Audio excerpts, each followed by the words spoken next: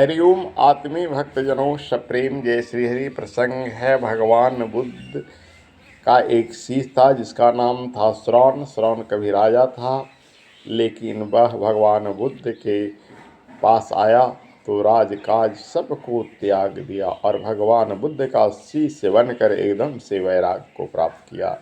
वह अपने पुत्र को राज सौंप के मंत्रियों को संरक्षक बनाकर भगवान बुद्ध के शिष्य बन गया और वैरागी बन गया। बड़ा अद्भुत शिष्य था। जितने अन्य शिष्य तप करते थे उससे दुगना तप करता था। अगर दूसरा शिष्य 2 समय भोजन करता तो वह 1 समय भोजन करता। दूसरा शिष्य अगर 1 बार भोजन करता तो वो निराहार रहता। दूसरा शिष्य अगर जमीन पर सोता तो वो कांटे बिछाकर सोता। इस तरह से 6 महीना उसकी तपस्या करते करते हालत खराब हो गई। वह सूख कर काटा हो गया, स्थिति मरणासन को हो गई। तब सभी शिष्य भगवान बुद्ध से जाकर कहा कि आपका तो श्रवण जो है बड़ा अद्भुत तपस्या कर रहा है, बचेगा नहीं। भगवान बुद्ध वहाँ आए और श्रवण को बुलाए और श्रवण से पूछते हैं कि बेटा एक बात मैं तुमसे पूछता हूँ, मुझे मालूम है कि तुम राजा था तब बीना बजाने का बड़ा शौक था, तुम बीना बहुत अच्छे ढंग से बजाता था। श्रवण ने कहा जी हाँ बनते, यह सत्य बात है, मैं बीना बजाने में बहुत सिद्धस्त था। तो भगवान बुद्ध बोले बेटा यह तो बताओ कि बीना से संगीत कब निकलता है, तार ज्यादा कसने पर या बिल्कुल ढीले होने पर।